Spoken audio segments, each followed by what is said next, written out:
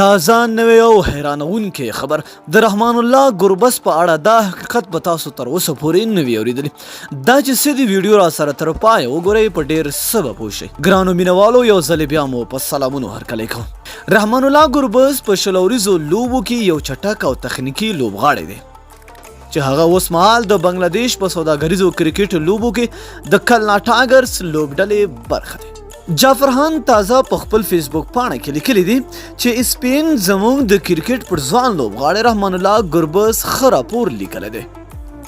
وایي زه خبر نه وم چې ګربز کرکټ ته تر راتلو مخکې د فوټبال د یو ټیم ګول ساتونکی و. وایي په لومړي ځلې چې نوروز او نبي پر ټلویزیون ولیدل چې کرکټ کوي همدغلته د کرکټ خیال او فکر ورسره پیدا شو او د فوټبال د ګول ساتونکي پر ځای ویکټ ساتونکی شو. وایي ای بی ډیویلرز او ډوني د خوښې لوبغاړي دي خو دی نه غواړي چې د هغوی په څیرې وي مګر دا غواړي چې خامخا یو لوبغاړی شي. وایي پلار یې د یو ښوونځي مدیر و او غوښتل چې زوی یې ډاکټر شي خو د قسمت مینې او شوق ترې د کرکټ لوبغاړی جوړ کړ. ګربز له شک پرته چې ښه لوبغاړی دی او د افغانستان د کرکټ دویم یا هغه نسل دی چې په همدې وطن کې کرکټ زده کړی او نړیوال شوی دی.